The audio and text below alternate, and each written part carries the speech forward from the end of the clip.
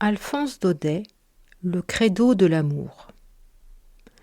Elle avait toujours rêvé cela, être la femme d'un poète. Mais l'implacable destinée, au lieu de l'existence romanesque et fiévreuse qu'elle ambitionnait, lui arrangea un petit bonheur bien tranquille, en la mariant à un riche rentier d'Auteuil, aimable et doux, un peu trop âgé pour elle, et qui n'avait qu'une passion, tout à fait inoffensive et reposante, l'horticulture. Le brave homme passait son temps, le sécateur à la main, à soigner, élaguer une magnifique collection de rosiers, à chauffer la serre, arroser les corbeilles, et ma foi, vous conviendrez bien que pour un pauvre petit cœur affamé d'idéal, il n'y avait pas là une pâture suffisante. Pourtant, pendant 10 ans, sa vie se maintient, droite et uniforme, comme les allées finement sablées du jardin de son mari. Et elle l'a suivi, à pas compter, en écoutant, avec un ennui résigné, le bruit agaçant et sec des ciseaux, toujours en mouvement, ou la pluie monotone, infinie, qui tombait des paumes d'arrosoir sur les plantes touffues. Cet horticulteur enragé avait de sa femme le même soin méticuleux que de ses fleurs. Il mesurait le froid et le chaud à son salon, encombré de bouquets, craignait pour elle la gelée d'avril ou le soleil de mars. Et comme ces plantes encaissent que l'on sort et que l'on rentre à des époques déterminées, la faisait vivre méthodiquement, les yeux fixés sur le baromètre et les variations de la lune.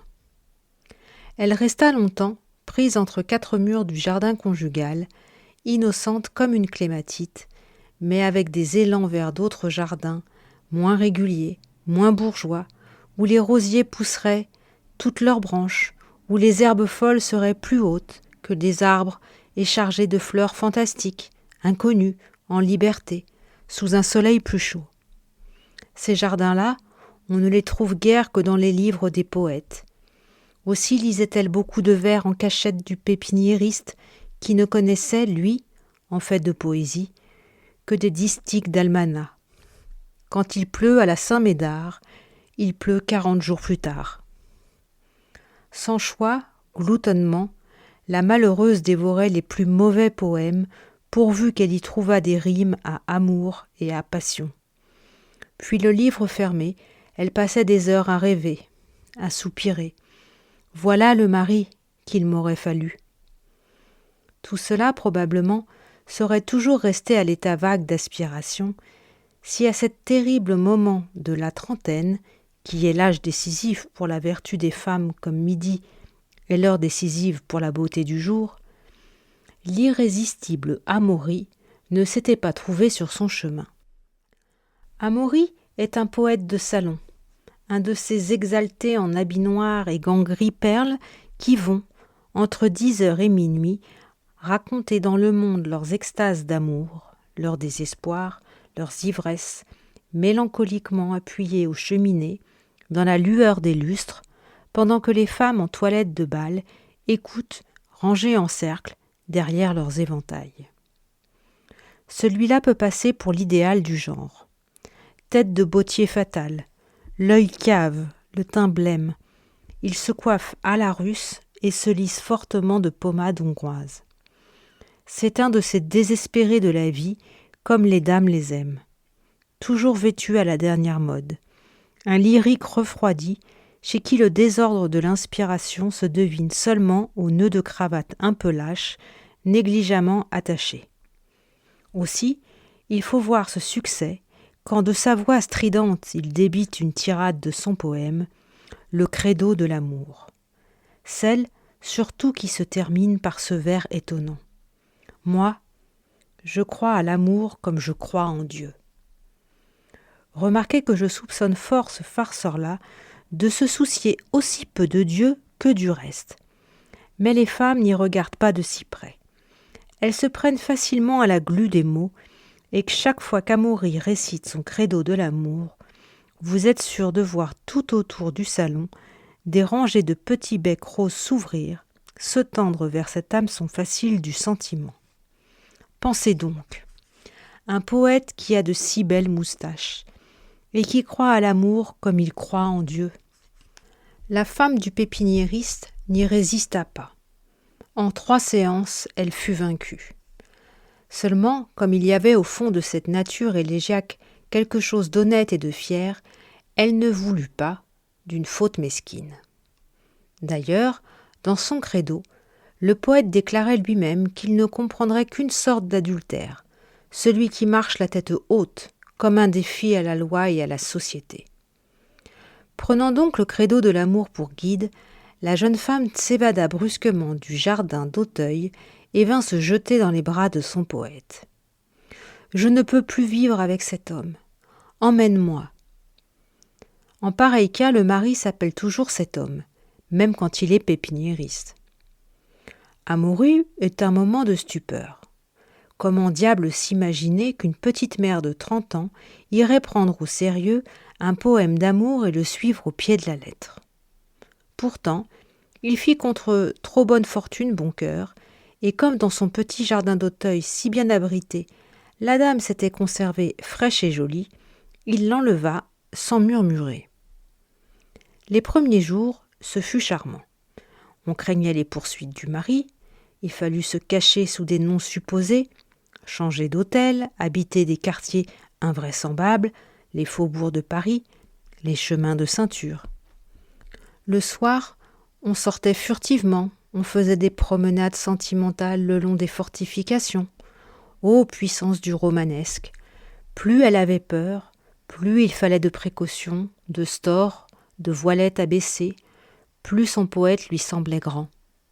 La nuit, ils ouvraient la petite fenêtre de leur chambre et regardant les étoiles qui montaient par-dessus les fanaux du chemin de fer voisin, elle lui faisait dire et redire sa tirade. « Moi, je crois à l'amour comme je crois en Dieu. » Et c'était bon. Malheureusement, cela ne dura pas. Le mari les laissait trop tranquilles. Que voulez-vous? Il était philosophe, cet homme. Sa femme, une fois partie, il avait refermé la porte verte de son oasis et s'était paisiblement remis à soigner ses roses, en songeant avec bonheur que celle-là, du moins, tenant au sol par de longues racines, ne pourrait pas s'en aller de chez lui. Nos amoureux rassurés rentrèrent dans Paris, et tout à coup, il sembla à la jeune femme qu'on lui avait changé son poète. La fuite, les craintes d'être surpris, les alertes perpétuelles, toutes ces choses qui servaient sa passion n'existaient plus. Elle commença à comprendre, à voir clair. Du reste, à chaque instant, dans l'installation de leur petit ménage et ces 1000 détails bourgeois de la vie de tous les jours, l'homme avec qui elle vivait se faisait mieux connaître. Le peu qu'il avait en lui de sentiments généreux, héroïques ou délicats, il le délayait dans ses vers sans en rien garder pour sa consommation personnelle. Il était mesquin, égoïste, surtout très ladre, ce que l'amour ne pardonne pas. Puis il avait coupé ses moustaches, et ce déguisement lui allait mal. Quelle différence avec ce beau ténébreux, frisé au petit fer qui lui était apparu, un soir, récitant son credo entre 2 candélabres. Maintenant, dans la retraite forcée qu'il subissait à cause d'elle, il se laissait aller à toutes ces manies dont la plus grande était de se croire toujours malade. Dame, à force de poser au poitrinaire, on finit par se figurer qu'on l'est réellement. Le poète Amaury était tisanier, s'enveloppait de papier fayard, couvrait sa cheminée de fioles et de poudre. Pendant quelque temps, la petite femme prit au sérieux son rôle de sœur grise. Le dévouement donnait au moins une excuse à sa faute, un but à sa vie. Mais elle se lassa vite. Malgré elle, dans la pièce étouffée où le poète s'entourait de flanelle, elle pensait à son petit jardin tout parfumé, et le bon pépiniériste, vu de loin au milieu de ses massifs, de ses corbeilles, lui semblait simple, touchant, désintéressé, autant que l'autre était exigeant et égoïste. Au bout d'1 mois, elle aimait son mari, et elle l'aimait réellement, non pas d'une affection d'habitude, mais d'amour véritable. Un jour, elle lui écrivit une longue lettre passionnée et repentante. Il ne répondit pas. Peut-être ne la trouvait-il pas encore assez punie. Alors, elle envoya lettre sur lettre, s'humilia, supplia pour rentrer, disant qu'elle aimerait mieux mourir que de continuer à vivre avec cet homme. C'était au tour de l'amant de s'appeler cet homme. Le rare, c'est qu'elle se cachait de lui pour écrire, car elle le croyait encore épris, et tout en demandant pardon à son mari, elle craignait l'exaltation de son amant. « Jamais il ne me laissera partir, se disait-elle. Aussi, lorsqu'à force de prier, elle eut obtenu son pardon et que le pépiniériste, ne vous ai-je pas dit que c'était un philosophe, eut consenti à la reprendre, cette rentrée au logis conjugal eut tous les côtés mystérieux, dramatiques d'une fuite. Positivement, elle se fit enlever par son mari.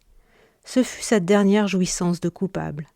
Un soir, que le poète las de la vie à deux et tout fier de ses moustaches repoussées, était allé dans le monde réciter son credo de l'amour, elle sauta dans un fiacre où son vieux mari l'attendait au bout de la rue. Et c'est ainsi qu'elle revint au petit jardin d'Auteuil, à jamais guérie de son ambition d'être la femme d'un poète. Il est vrai que ce poète-là l'était si peu.